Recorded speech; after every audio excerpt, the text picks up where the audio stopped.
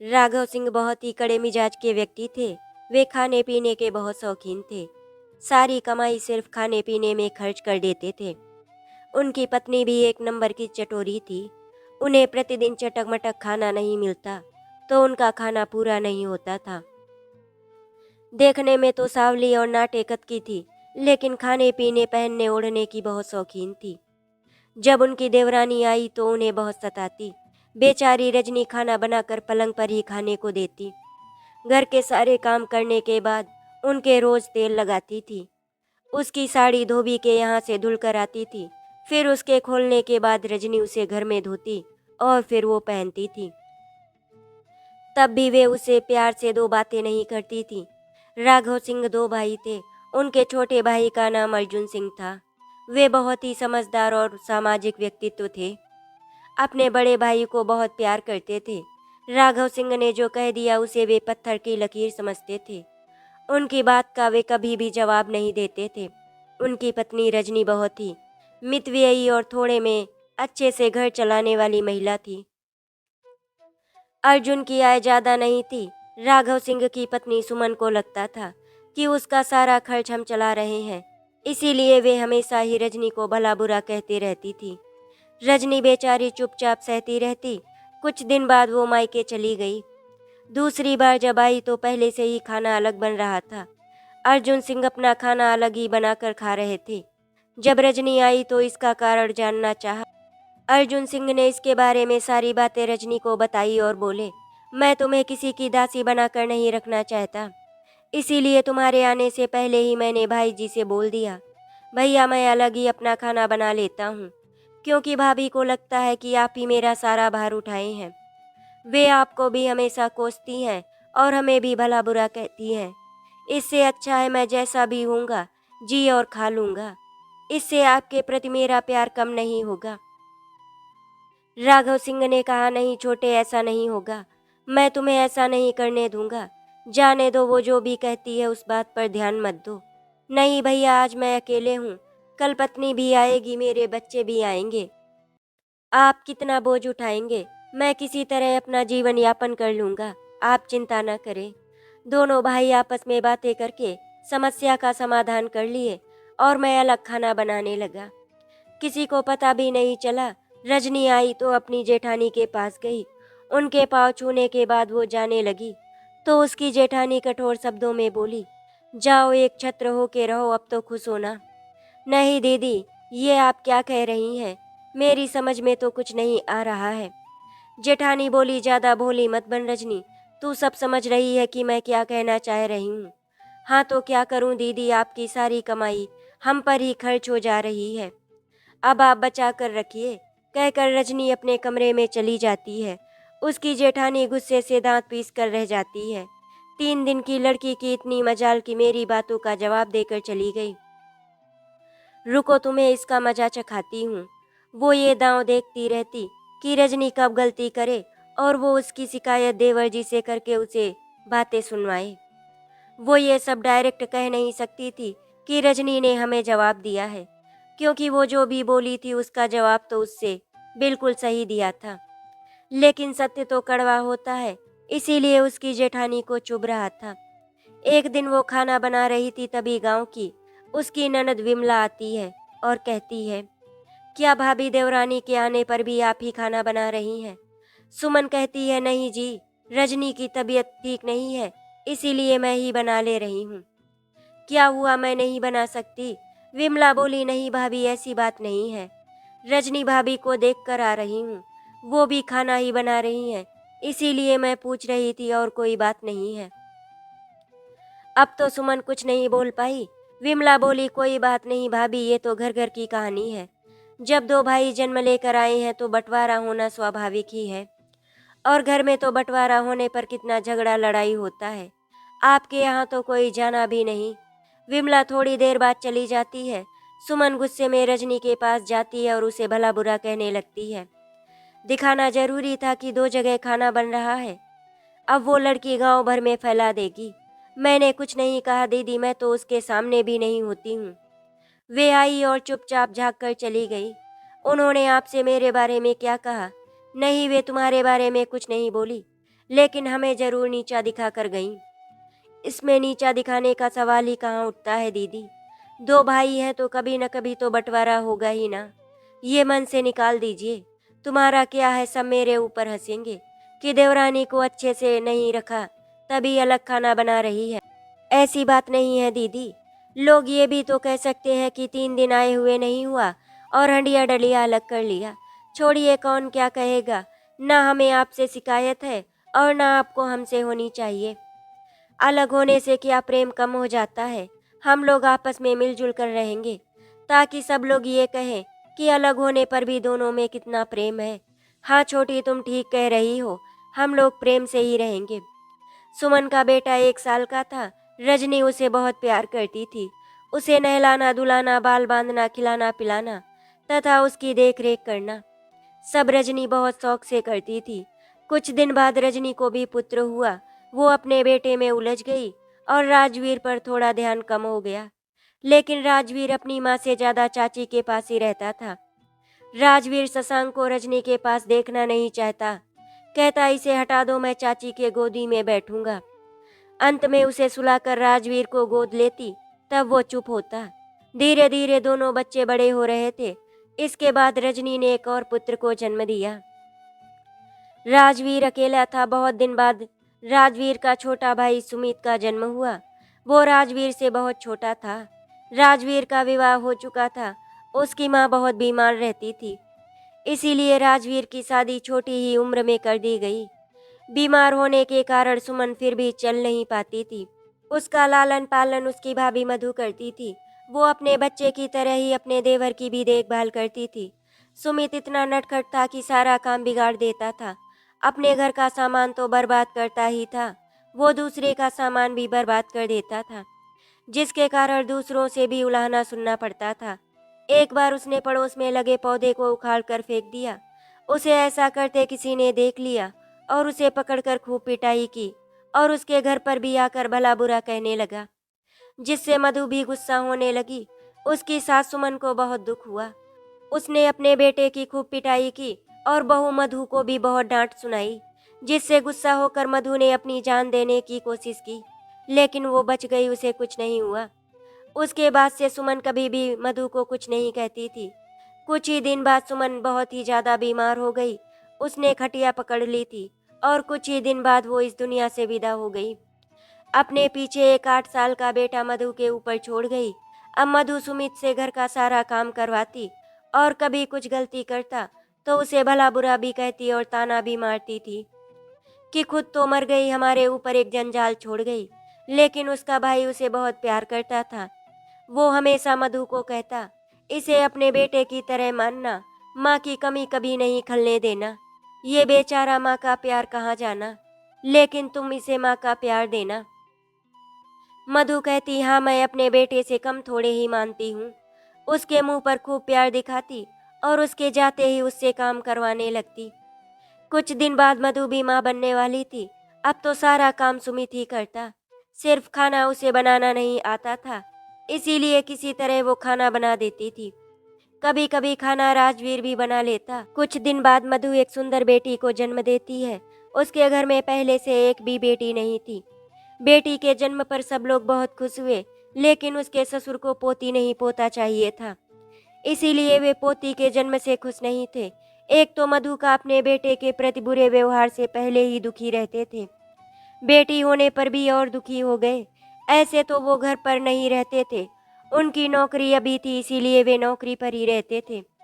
कभी कभी छुट्टी मिलती तब घर आते थे, लेकिन उनके घर में नौकरी करने वाले सिर्फ वही थे। राजवीर भी अभी कुछ नहीं करता था, उन्हीं की कमाई से घर चलता था। वे ऊपर मन से सारा खर्च कर रहे थे। जब मधु बेटी को लेकर घर आई तो उसके ससुर ने खुशी खुशी उसका स्वागत किया। वो लड़की सचमुच लक्ष्मी थी। उसके आते ही घर में सुख शांति आ गई। राजवीर की नौकरी हो गई। 2 साल बाद ही भाई भी आ गया। उसके बाद फिर एक भाई हुआ। सब लोग इसको लक्ष्मी कहते थे, लेकिन ये खुशी अधिक दिन तक नहीं रही। छोटे भाई के आते ही माँ मधु बीमार रहने लगी। उसकी देखरेख करने वाला भी कोई नहीं था। मधु की बेटी अर्चना भी मात्र 6 वर्ष की थी। वो अभी बहुत छोटी थी, घर का सारा काम तो सुमित कर लेता, लेकिन रोटी उसे बनानी नहीं आती थी। यहाँ तक कि वो सब्जी भी बना लेता था। हार कर राजवीर को नौकरी छोड़कर आना पड़ा। कुछ दिन के बाद जब वो ठीक हो गई, बच्चे की देखभाल करने लगी, सुमित स्कूल जाने लगा। लेकिन स्कूल से आने के बाद वो सब काम करता, नहीं तो उसे ताने और डांट खानी पड़ती। 20 साल बाद अब सभी बच्चे बड़े हो गए। सुमित तो पढ़ाई भी छोड़ चुका था। मधु को तो वो फूटी नजर नहीं सुहाता था। उसके बेटे ने भी बीए कर लिया था। उसके बेटे का नाम अंश और अंकुश था। वो कंपटीशन की तैयारी कर रहे थे। सुमित ने तो कुछ नहीं किया या उसे करवाया ही नहीं गया। अब उम्र भी काफ़ी हो गई थी। शादी विवाह में भी कठिनाई हो रही थी। मधु तो चाहती थी कि उसकी शादी ना हो, लेकिन उसके भाई राजवीर ने कहा, नहीं, पहले सुमित बड़ा है, उसका विवाह हो जाएगा तभी अंश का होगा। जब तक सुमित का विवाह नहीं होगा तब तक किसी का भी विवाह नहीं होगा। बेटी अर्चना का विवाह तो पहले ही हो चुका था। उसका तो अपना घर परिवार था। वो यहाँ कभी कभी ही आती थी। एक बार अगुआ एक व्यक्ति को लेकर आए जिसकी 2 बेटियों की शादी करनी थी। एक बेटी गोरी थी, दूसरी सांवली थी। सांवली की शादी में दिक्कत हो रही थी और वो आदमी गरीब था। उसकी 5 बेटियां थी, जिसमें सबसे बड़ी वाली बहुत सुंदर थी। तो जो सुंदर थी उससे अंश की शादी तय हुई और जो सांवली थी उसके साथ सुमित की भी शादी तय हो गई। शुभ मुहूर्त में दिन तय हो गया। शादी की तैयारी भी धूमधाम से होने लगी। महाजन से कर्ज लेकर गहना भी बने। अब ना चाहते हुए भी दोनों को एक ही जैसी साड़ी और गहने चढ़ाना पड़ा। लेकिन मधु भीतर ही भीतर जल भुन रही थी। इसके चलते मेरे बेटे को भी बिना दहेज के शादी करनी पड़ी। इसने तो जन्म ही लिया है मेरे कलेजे पर मूंग दरने के लिए। ये नहीं रहता तो मैं अपने पढ़े लिखे बेटे की शादी ऐसे थोड़ी ही करती। कुछ दिन बाद दोनों की शादी हो जाती है। दोनों बहुओं का गृह प्रवेश भी धूमधाम से किया गया। कुछ दिन तो दोनों के साथ एक ही जैसा व्यवहार किया, लेकिन कुछ दिन बीतने के बाद व्यवहार में परिवर्तन होने लगा। वो अपनी बहू से उतना काम नहीं करवाती थी, लेकिन देवरानी रिया से बहुत काम करवाती। सारा घर का काम रिया करती थी। कभी कभी अर्चना उसकी सहायता करने आती तो वो गुस्सा होने लगती। कहती, तुम अपने कमरे में जाओ, इतना काम है, रिया कर लेगी। वो कहती, नहीं माँ जी, अकेले कब से काम कर रही हैं, हम साथ में मिलकर कर लेंगे तो जल्दी हो जाएगा। वो कहती, कोई काम ये जल्दी करती है, जानबूझकर धीरे धीरे करती रहती है, तो करने दो, तुम जाओ। एक बार की बात है, रिया रोटी बना रही थी, तभी उसका हाथ जल गया। वो बोली, माँ जी मेरा हाथ जल गया, रोटी बेलने में दर्द हो रहा है। तब वो बोलने लगी, एक काम भी ढंग से नहीं कर पाती है महारानी, कभी सब्जी में नमक ज़्यादा तो कभी रोटी बनाने में हाथ ही जला लेंगी, ताकि काम ना करना पड़े। नहीं माँ जी, आप ये क्या कह रही हैं, मैं जानबूझकर अपना हाथ थोड़े ही जला लूँगी, दर्द तो हमको हो ही रहा है, देखो ना कैसे जवाब दे रही है। तभी सुमित आ जाता है, क्या हुआ भाभी, देखिए महारानी हाथ जला के बैठी है। उसने कहा तो आप ये उसे खड़ी खोटी सुनाकर दवा लगा रही हैं। आपको उसके हाथ में दवा लगाना चाहिए। वो हाथ पकड़कर रो रही है और आप उसे भला बुरा सुनाए जा रही हैं। एक तो अकेले दिन भर काम करती रहती है, उस पर भी आप उसे ही सुनाए जा रही हैं। अब तो मधु गुस्से में लाल हो गई। इनको देखिए, बाप रे, कितना मोह लग रहा है, अपनी औरत का पक्ष लेकर हमसे लड़ाई कर रहा है। नहीं भाभी, मैं औरत का पक्ष नहीं ले रहा हूँ, मानवता के नाते आप भी सोच कर देखिए, आपका हाथ जल जाता और दवा न लगाकर आपको कोई ऐसे सुनाता तो आपको कैसा लगता। दवा लगाकर आप बोलती तो कोई बात नहीं होती, तो लगता कि आप प्यार से डांट रही हैं। आप ही बताइए कि वो अकेले काम करती है और अर्चना चुपचाप घर में बैठी रहती है, ऐसा क्यों? दोनों की शादी एक ही साथ हुई है तो दोनों क्यों नहीं मिलजुल कर काम करेंगी? तो जब वो इसका हाथ बटाना चाहती है तब भी आप नहीं करने देती, ऐसा क्यों? अब तो मधु के पास कोई जवाब ही नहीं था। वो गुस्सा होकर बोली, ज़्यादा मोह लग रहा है तो इसके बदले आप ही करो।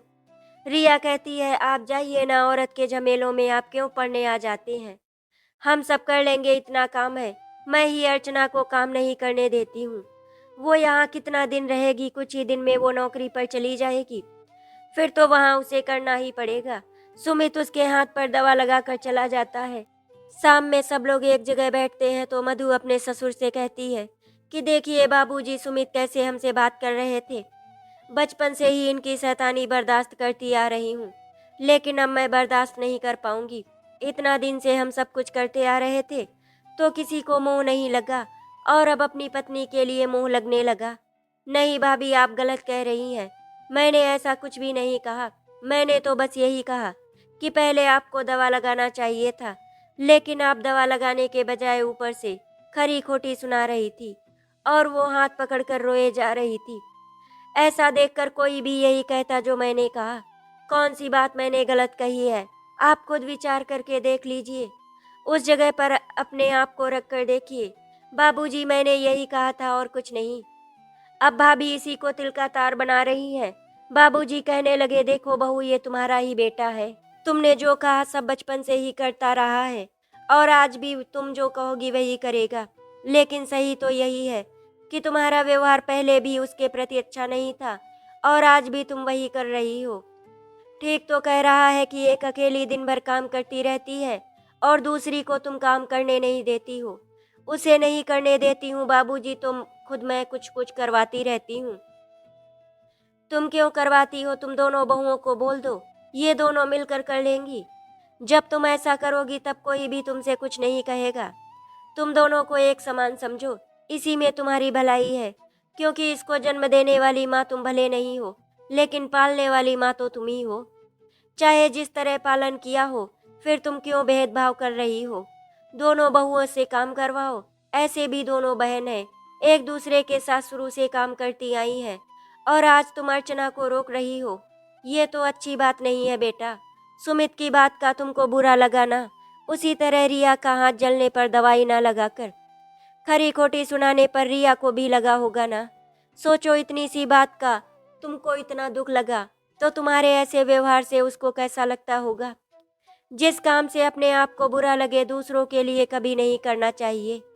वो कुछ नहीं बोलती है और चुपचाप वहाँ से उठकर चली जाती है, लेकिन उनकी बातों का उस पर उल्टा प्रभाव हुआ। उस समय तो वो चुपचाप चली गई, लेकिन बाद में सबसे कहने लगी, बाबूजी भी हमको ही दोष दे रहे हैं। वो घर में बैठी चिंता डूबी हुई कुछ सोच रही थी। तभी बाबूजी के कहे शब्द बार बार उसके कानों में गूंज रहे थे। देखो बहू, चाहे जैसे भी इसका लालन पालन तो तुम ही ने किया है। तुम भेदभाव कैसे कर सकती हो? तुम इसे देवर देवरानी नहीं, बेटा और बहू समझो।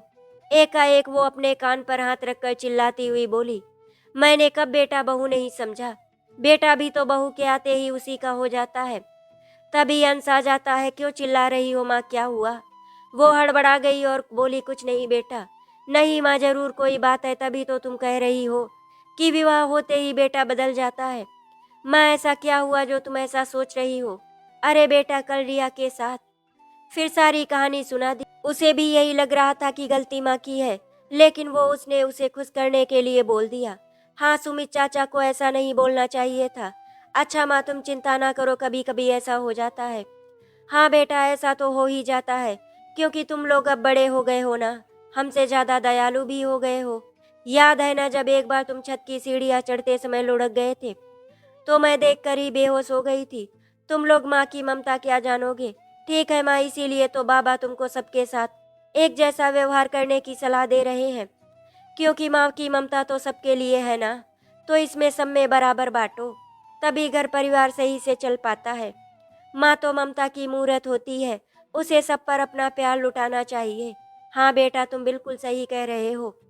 माँ को तो सब पर अपना प्यार लुटाना चाहिए ही, बच्चों को माँ बाप के लिए कुछ नहीं करना चाहिए। माँ का कर्तव्य याद दिला रहे हो। कौन माँ ऐसी होगी जिसे अपने बच्चों से प्यार नहीं होगा? वो कभी नहीं भूल सकती, लेकिन बच्चे शादी होते ही माँ को भूल जाते हैं। उनके परिवार में माँ बाप का स्थान नहीं होता। खैर छोड़ो, इन सब बातों को कहने और सुनने से कोई फायदा है? जिसको जो करना है वही करेगा। चलो तुम बताओ कब जाना है? अभी नहीं, मैंने अपने बॉस से कह के ऑनलाइन वर्क फ्रॉम होम का समय बढ़वा लिया है। ठीक है, जाओ आराम करो। सुमित सोचता है, माँ ऐसा क्यों पूछ रही हैं? क्या मेरा यहाँ रहना उन्हें अच्छा नहीं लग रहा? ऐसी बात नहीं है कि किसी भी माँ को उसके पास रहना अच्छा नहीं लगता। माँ तो हमेशा चाहती है कि बेटा उसकी नज़र के सामने रहे। मधु को भी यही लगता था, लेकिन वो तो जान रही थी कि अंश को जाना है। क्योंकि सभी कंपनी वाले अपने यहाँ काम करने वाले आदमियों को वापस बुला रहे थे। अंश के साथ भी यही था, उसके साथ उसकी पत्नी भी जाने वाली थी। इसीलिए मधु ने सोचा उसे थोड़ा आराम देना चाहिए, लेकिन इसके लिए ही जब घर में कलह होने लगी तो वो सोचने लगी कि ज़्यादा दिन रहना होगा, तब दोनों को ही काम करने के लिए कह देंगे। इसीलिए उसने अंश से ऐसा पूछा था, लेकिन अंश ने कुछ और ही समझ लिया।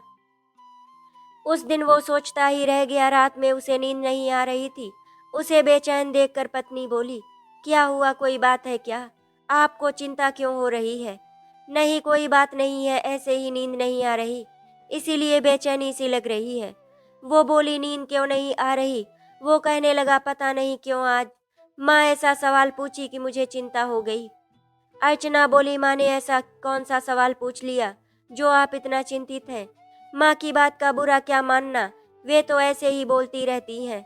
मैं आज बाहर से आ रहा था, तभी उन्होंने कहा, कब जा रहे हो?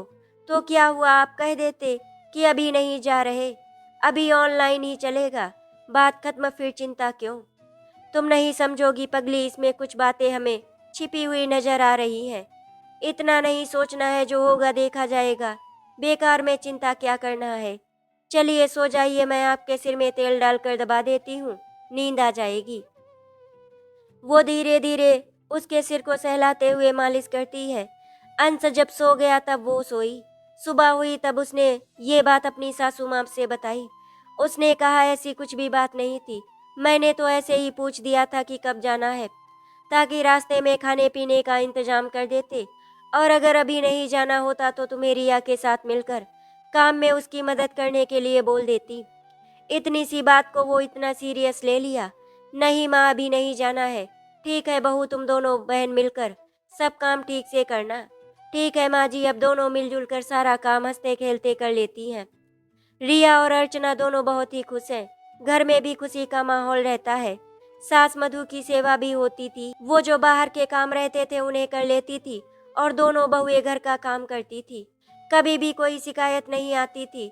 घर में खुशियां ही खुशियां छाई थी। एक दिन अचानक रिया काम करते करते चक्कर खाकर गिर पड़ी।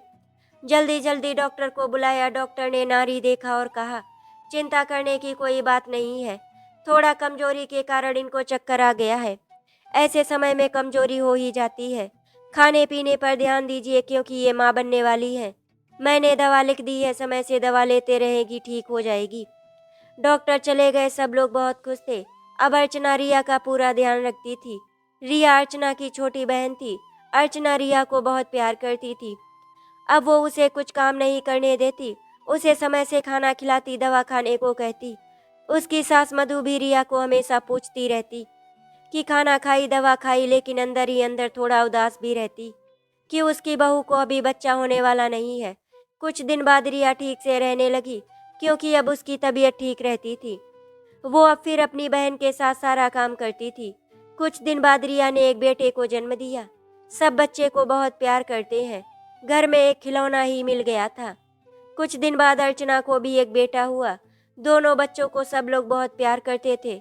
दोनों बच्चे बहुत सुंदर लगते थे, एक सांवला और एक गोरा था। इस तरह दिन बीतते गए। रिया को दो बेटे और एक बेटी तथा अर्चना को एक बेटा और एक बेटी हुई।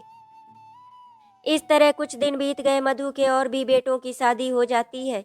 जैसे जैसे परिवार बढ़ता है, सब लोग अपने अपने परिवार के साथ बाहर चले जाते हैं। यहाँ पर सिर्फ मधु और रिया बच जाती है। लेकिन अब पहले वाली बात नहीं रहती है। मधु की भी उम्र ढल जाती है। सभी बेटे बाहर अपने परिवार को लेकर चले जाते हैं। वो कभी कभी अपने बेटों के घर पर जाती है, लेकिन आजकल सास को कौन पसंद करता है, इसीलिए थोड़े ही दिनों में वो चली आती थी। रिया ने भी नहीं बन पाती थी, क्योंकि वो भी अब उसकी बातों का जवाब दे देती थी, जिससे मधु बहुत दुखी रहती थी। एक जगह रहने पर थोड़ा बहुत टन मन होता ही है। एक दिन किसी काम को लेकर मधु और रिया में बकबक हो गई। मधु ने गुस्से में रिया को बहुत भला बुरा कहा। रिया भी कम नहीं थी, वो भी उसे भला बुरा कहने में नहीं चूकी, और दोनों में पूरा घमासान हो गया, क्योंकि अब तो उसे रोकने वाला भी कोई नहीं था। ससुर जी स्वर्ग चले गए थे और सब लोग सर्विस पर थे। दोनों में खूब कहा सुनी की। मधु गुस्सा होकर उसका बना खाना भी नहीं खाने लगी। वो अपना खाना अलग बनाकर खाती, रिया ने उसे बनाने की बहुत कोशिश की, लेकिन वो नहीं मानी। अंत में उसने भी मनाना छोड़ दिया। जो अनाज घर में था वो दोनों बनाकर खाती। बाहर से मंगवाने वाला जैसे नमक तेल मसाला आदि दोनों अपना अपना मंगवाती। कुछ दिन बाद जब मधु के पति आए तो ये सब देखकर बहुत गुस्सा हुए। वे मधु को ही डांट लगाए। उन्होंने कहा, ये तुमने क्या किया? रिया तो तुम्हारे सामने बच्ची है। हाँ, आप तो और माथा पर चढ़ा रहे हैं। ऐसी ऐसी बातें बोली है कि कलेजा छलनी हो गया। अब मेरा दिल उससे कभी नहीं जुड़ेगा। देखने में सीधी लगती है, आप क्या जानेंगे कितना बोलती है। आपके मुंह पर चिकनी बनती है, जाने दो, बच्ची है, गलती हो जाती है। नहीं, अगर आपको उसके साथ रहना है तो जाके रहिए। मैं तो अब अलग ही खाना बनाऊंगी। हाँ, इतना ही नहीं, जितना अनाज है आधा बांट के दे दीजिए, खत्म होगा तो हम नहीं जानते। इसके बाद कहाँ से लाएगी वो जाने। राजवीर ने ना चाहते हुए भी ऐसा ही किया। जितना अनाज था आधा आधा बांट कर दे दिया। कुछ दिन बाद राजवीर अपनी नौकरी पर चला गया। मधु तो अकेले थी, इसीलिए उसके पास अनाज बचा रहा। लेकिन रिया के पास 4 लोग थे, इसीलिए उसका खत्म हो गया। अब उसके पास ना तो पैसा था और ना ही अनाज। छोटे छोटे बच्चे, दिन भर उसे कुछ न कुछ खाना चाहिए। वो परेशान थी, क्या करे, सुमित की आय भी बहुत कम थी।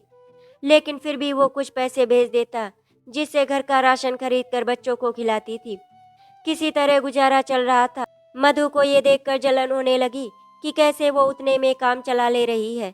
उसका बच्चा भी शांत था, जितना रहता उतने में खाकर संतुष्ट रहता था। किसी के पास भी हाथ पसारने नहीं जाता था। मधु कहती, बेटा बेटी भी माँ के जैसे ही घमंडी है, बात भी नहीं करते हैं। इस तरह कुछ दिन बीत जाते। एक दिन रिया आंगन की सफाई कर रही थी, तो वो अपने तरफ की सफाई करके छोड़ देती है। वो सोचती है कि दीदी उधर करेंगी। मधु ये देखकर गुस्से में लाल हो गई। वो गुस्सा होकर बोली, दिन भर तुम्हारा बच्चा गंदा करता रहता है और बहाड़ने के लिए मैं हूँ। इतना छोड़कर क्यों बहाड़ी, पूरा छोड़ देती, मैं सब बहाड़ लेती। नहीं दीदी, आप गलत समझ रही हैं। मैं इसलिए नहीं बहाड़ी कि आप उधर से बहाड़ती है ना, तो बहाड़ते हुए बाहर निकालेंगी। नहीं तो मैं तो रोज बहाड़ ही देती थी। अभी आप अपना घर नहीं बहाड़ी थी, इसीलिए मैंने छोड़ दिया। चुप रहो, मैं सब समझती हूँ। तुम क्यों नहीं बहाड़ी हो मुझे पता है। 2 घंटा बकबक करती रही, फिर खुद शांत हो गई। उसके बाद मधुरिया की रोज बकबक हो जाती, कभी किसी चीज के लिए तो कभी दूसरी चीज के लिए। दोनों में बिल्कुल भी नहीं बनता था। रिया कम पैसों में भी अच्छे से गुजारा कर रही थी। जरूर अपनी बहन और बहनोई से मांगती होगी, क्योंकि दोनों बहन में खूब बनती थी। उसके बहनोई भी कहते थे कि हम अपनी साली को नहीं छोड़ेंगे। रिया ने अभी तक उससे सहायता कभी नहीं मांगी थी और उसने सोच भी लिया था कि चाहे 1-2 दिन भूखे ही रहना पड़े, लेकिन किसी से सहायता नहीं मांगने जाएगी। आखिर बेटा तो इन्हीं का है ना, उनका छोड़कर मेरा थोड़ी ना हो जाएगा। अनबन होने पर उलाहना देने, इस तरह अच्छे से दिन कट रहा था। एक दिन किसी बात पर फिर अनबन हुई। मधु गुस्से में बोली, कह रहे थे कि इसकी शादी नहीं करवाओ। ये तो हमेशा मेरे कलेजे पर मूंग दरवाने से बाज नहीं आते हैं। रुको, तुमको इस घर से बाहर करके ही दम लेंगे। जाओ दालान पर जाकर घर बना के रहो। दीदी, आप ये क्या कह रही हैं? मैं दालान में क्यों जाऊंगी, मैं भी इसी घर में रहूंगी आपके साथ ही। मेरा भी इसमें आधा हिस्सा है। वाह, कितना जल्दी हिस्सा लेने का दावा ठोक रही है। तो क्या करूं, आप कह ही रही हैं तो मैं नहीं कहूंगी। बनाने के लिए आई थी? नहीं आए थे तो क्या, आप हमको क्यों लाई थी? मैं क्या जबरदस्ती आ गई थी? हमारी तो किस्मत खराब थी तो आ गए। जब से आई हूँ तभी से उलाहना सुन रही हूँ। सच में कहा जाता है, बिना सास के पतोह बेनवा हो जाती है। इसीलिए लोग बिना सास के घर में शादी नहीं करते हैं। अपनी सास की बात ही अलग है, कम से कम गलती करने पर माफ़ी दे देती हैं। आज सास रहती तो गलती पर भी पर्दा डाल देती। लेकिन कोई बात नहीं, हमको कोई शिकायत नहीं है। जिसके भाग्य में जो लिखा रहता है वही मिलता है। सच ही कहा गया है कि समय से पहले और भाग्य से ज़्यादा किसी को कुछ नहीं मिलता। कोई बात नहीं, 2 भाई जिस दिन जन्म लेते हैं उसी दिन परिवार के रूप में गिनती होने लगती है। ये तो संसार का नियम है, तो हम क्या उससे अलग हैं? मधु कहती है, 2 किया है तो 2 जगह जाना ही पड़ेगा। हाँ तो आप ही चले जाइए ना दीदी, मैं नहीं जाऊंगी। वो कहती है, हम कहाँ से बनाएंगे, मेरे पास पैसा है। आप ही चले जाइए, आपके पास पैसा है। बेटा कमाने वाला है और पति भी कमा ही रहे हैं। हमारे तो पति प्राइवेट नौकरी है, किसी तरह हम लोग गुजारा कर रहे हैं। हम घर मकान कैसे बनवाएंगे? अगर आपको हमको वहीं भेजना चाहते हैं तो ठीक है, आप हमको मकान बनवा कर दीजिए, हम वहाँ जाएंगे। नहीं, हम क्यों बना कर देंगे, थोड़ा बहुत पैसा भले ही दे देंगे। ठीक है, गांव में पंच तो है ना, जो 5 पंच कह देंगे हम मानने के लिए तैयार है, रिया ने कहा। जाओ तुम ही पंच जुटाओ, हमको पंच के पास नहीं जाना। बोलने के लिए तो सीख कर ही आई। नहीं दीदी, मुझे तो बोलना नहीं आता, आप बोल बोल कर बोलना सिखा दी। क्या करती, बर्दाश्त करने की जितनी क्षमता थी मैंने बर्दाश्त किया। जब बर्दाश्त से बाहर हो गया तो मैं भी बोलने लगी। इसमें मेरा कोई दोष नहीं है दीदी, इसीलिए ही तो कह रही हूँ कि हम दोनों 2 जगह रहेंगे तो लड़ाई नहीं होगी। तब तुम जाने को तैयार ही नहीं हो।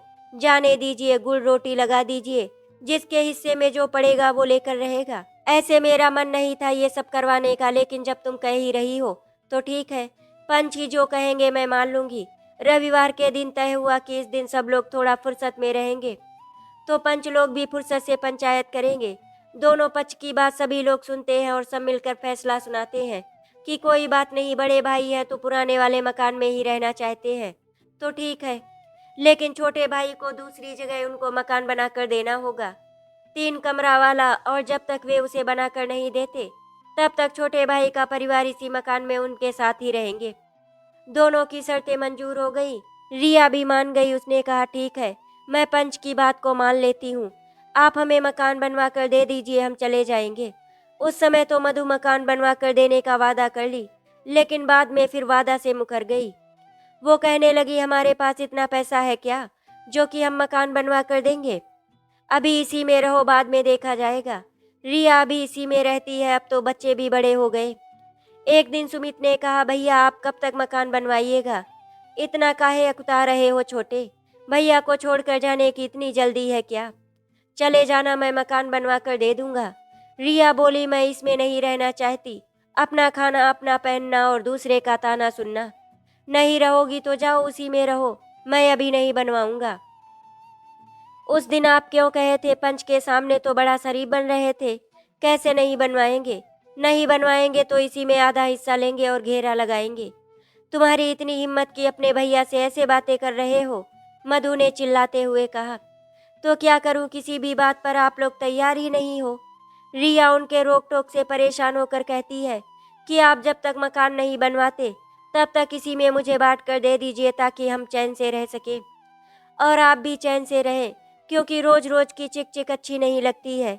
दीदी कमरा बांट दीजिए, 6 कमरा है तो 3 आपका और 3 मेरा, बाकी आंगन और बरामदा दोनों लोग इस्तेमाल करेंगे और दोनों लोग सफाई भी करेंगे। एक दिन आप करेंगी, एक दिन मैं करूंगी, फिर कोई झंझट नहीं होगा।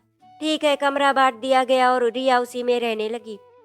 अब जब मन करे आप मकान बनवा कर दीजिए या ना दीजिए, हमको कोई गम नहीं है, हम इसी में अच्छे हैं। मधु ने भी रिया को हर चीज बांट कर दे दी, सब कुछ में आधा हिस्सा लगा कर उसे दे दी।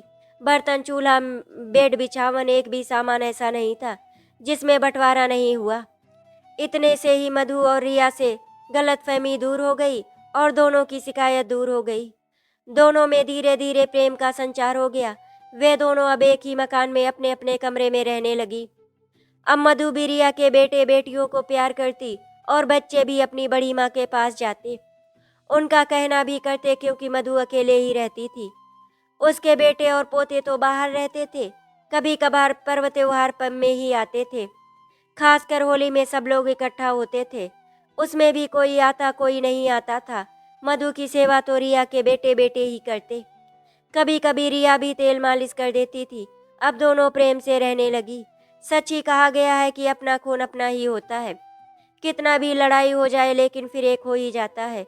मधु और रिया में थोड़ी भी नहीं बनती थी और आज दोनों सगी बहन की तरह रह रही हैं। इसीलिए जिस दिन भाई का जन्म होता है उसी दिन समझना चाहिए कि एक दिन बंटवारा होना स्वाभाविक है। चाहे कितना भी प्रेम होगा, कभी न कभी बिगाड़ भी हो सकता है। इसीलिए बिना कोई किचकिच के भाई का हिस्सा दे देना चाहिए, क्योंकि ये उसका अधिकार है। आशा करती हूँ आपको हमारी कहानी अच्छी लगी होगी। अगर आपको हमारी कहानी अच्छी लगी तो वीडियो को लाइक एंड शेयर करें, चैनल को सब्सक्राइब करें। वीडियो देखने के लिए आपका धन्यवाद।